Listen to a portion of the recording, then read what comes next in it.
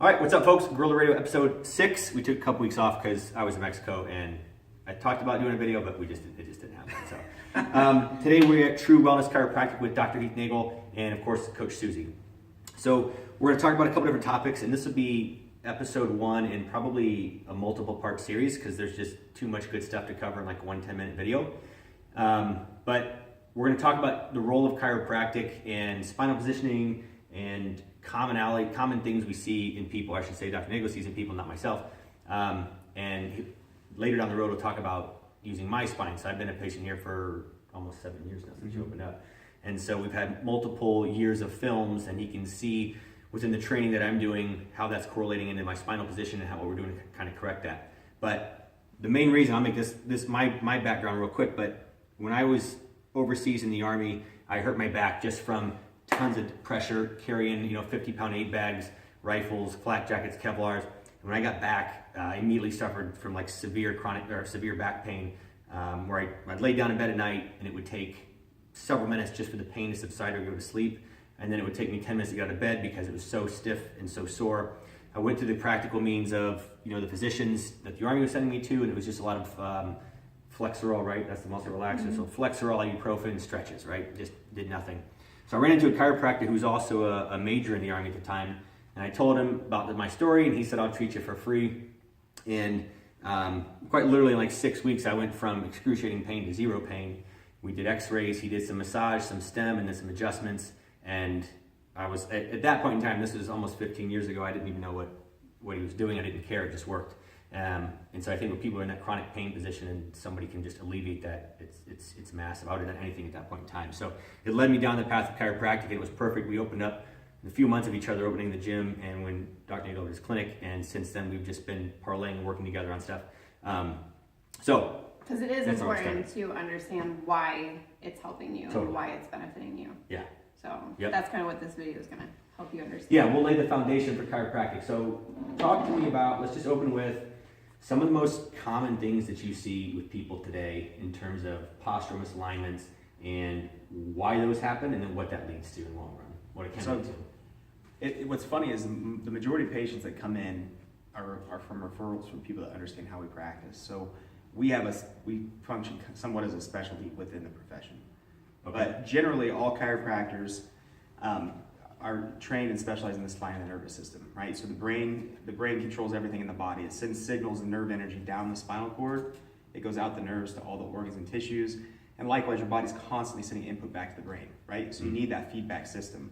So what we're trained to look for are areas of the spine that have shifted out of normal position or subluxation that's putting stress on the nervous system, which makes sense, right? Yeah. By adjusting that, you're starting to restore that. Doing soft tissue work, you create mobility, you help with that healing process. So if people don't know what we do, they generally come in because of headaches, TMJ problems, back pain, like musculoskeletal complaints, right? But most of the patients' referrals are understanding how we practice and what we're doing differently. And so they're referring people in based on what they're seeing, like postural distortions and other health issues. Because if the misalignment or subluxation is there because you have a global change in the shape of the spine, you're not going to stretch that out. You're not going to adjust that straight. You're not going to work out more on one side and pull it straight. Gotcha. It doesn't work. And I always challenge people, I'll take x-rays, go do your stuff, come back, I'll take x-rays. I've done it. They look the exact same. So what we're looking at is posturally, what is the shape of the spine? We know there's normal biomechanics, and we know in biomechanics research, generally speaking, in an adult, we'll just say the shape of the neck should be at a 40-degree curvature. It's a little bit more than that. Same thing in the thoracic spine. But generally, we'll say 40 degrees in the thoracic spine going the opposite direction, 40 degrees in the lumbar spine, and 40 degrees at the angle the sacrum sits. When you start to distort from that, what happens is now gravity's pushing and the load isn't balanced.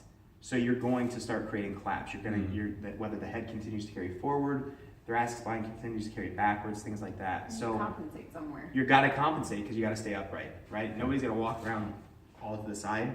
If the thoracic spine lists, they're going to list the opposite direction.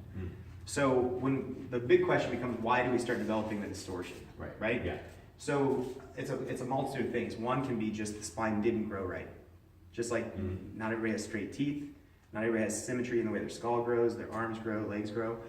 So sometimes the spine literally just doesn't grow symmetrically, and that happens in a decent percent of the population. One of the things you mentioned was, what are we seeing more now than ever? Yeah. In 10 years of practice, one thing that we used to be able to do was tell if somebody thought a reverse cervical curve was normal for them, we would say, well, let's take a picture of your kids. And you literally see perfect curvature in the children, right? Yeah. We can't do that anymore because of technology.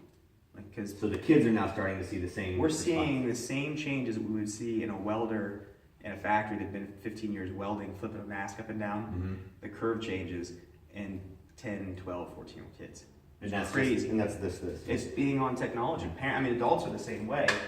But the one call to action I would say is, if you got kids, don't let them sit there and do this with technology all day. Yeah. It trashes their spine. If you trash your spine, you trash your nervous system. When you distort posture, it's not really a pinched nerve. Like a herniated disc pinches a nerve, right? There's certain situations that pinch the nerve. It's more about the spinal cord. So when you distort posture, you put tension on the spinal cord. You put shear forces on it, right? So it shears side to side, and it puts traction on it. So if you think of it like literally like the electrical cables in the ceiling, one of the quotes we have is that postural distortions act like a dimmer switch to organ function. Because it's the same thing. If you stretch a wire before it shorts out, the lights go dim, right? It creates resistance, the lights go dim. If you put shear force on the wire, the lights go dim. So that's the big concern, why we monitor posture. That's why we have to take care of so many kids. So now, that's why we use x-ray. It's why we do corrective exercise in the way we do. Go through a little bit, like what type of side effects you may see, like in kids especially, with like behavioral disorders or attention, like in school, anything like that. Absolutely, yeah. And you can have like the perfect easy birth too and not have problems, but the kids that have the highest risk are kids that have more birth intervention, right? The longer the labor was, and the more interventions that were implemented, you see a direct correlation with specifically upper cervical trauma. So, and it's, literally to the point where oftentimes you can check out kids and ask the mom, like, did you have a cesarean birth by chance? How would you know that? Because it presents so consistent on what you're looking at. Like how?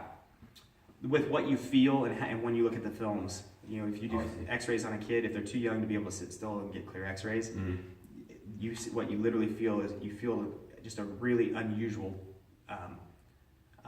alignment between the upper neck, like the skull C1 and C2, and literally you get this contralateral torsion in the upper neck is very, very easy to see.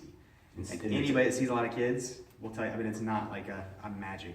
Anybody that takes care of lots of kids knows that. They see it. And C1, C2, C3, so the top three. Right at the brainstem. Sort of the where you get the most impact on the nervous system. Okay. So the vagus nerve is a cranial nerve that controls the gut.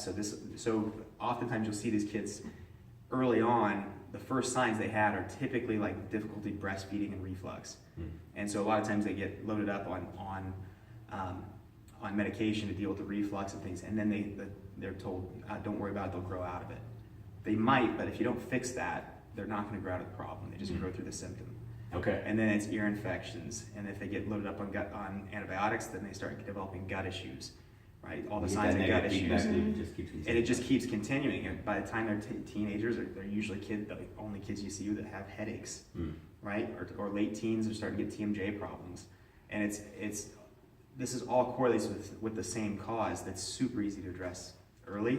Okay. And likewise, there's old studies that show they did a large group too, over 1,000 kids, and they cut off the study because they felt it was unethical to continue.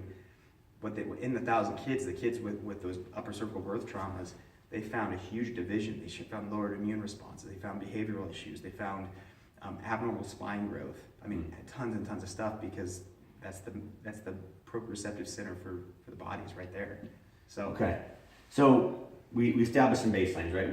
We can establish some normative curvatures of the spine and what normal should look like for most people. Yep. And given our lifestyle and our habits, and perhaps in some instances traumatic events like a car accident, perhaps totally, we can or being in the military. Right. Yeah. Absolutely. So then we can create subluxations in the spine where the vertebrae are not where we want them to be. That then impinges in the nervous system. It can create who knows what, right? Yeah. A whole trail of symptoms. And what I think is important in this conversation too is just because we're pain free, right? Pain is the final signal of, hey man, totally, let's do something, right? Totally. So that's why chiropractic is so big on preventative, and that's why I think it's so in tune with whole health and wellness conversations. Like, I feel great today. Well, that doesn't mean I shouldn't be trying to do something to counteract it, right? So pain is the last signal, or maybe not the last, but it certainly means something has happened. Well, it just means there's inflammation. It means inflammation. Okay. Yeah, there's damage. And if we can't fix these subluxations through stretching on our own, what is it basically the adjustment, the physical manipulation that's going to make the long-term change, or is it? It's a combination. It's spinal rehabilitation. Okay. So, so that's important though too, because I think some people think it's just adjustment, right? Like, if I just get adjusted, that's not going to solve the problem. Adjustments are a fantastic way to manage pain. Okay. It's a very difficult, if you're trying to do, like we do corrective-based techniques, we do corrective care.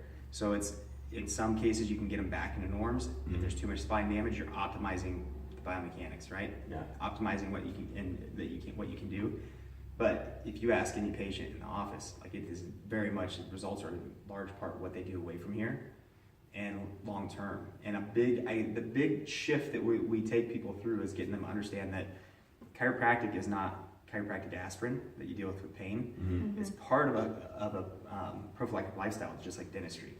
And just like you need to brush your teeth, just like you need to brush your teeth at home and get checkups, you got to get adjusted, but you got to be doing stuff specific to your condition, right? Your shape of your spine to maintain spinal hygiene. And like you said, I've got your films for 7+ years, and we've seen how your spine is shaped.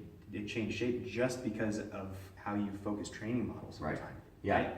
So it's something you have to monitor, just like your teeth. It's a good point too. That'll be in another series, but to talk about the way I've been training within CrossFit and heavy on the Olympic weightlifting for a couple of years, trying to get competitive in that realm, even as being active, just because you're very active and, you know, I was strong for many years, that's kind of gone down a little bit, but you can start to see where your spine takes shape, even though I'm active and training.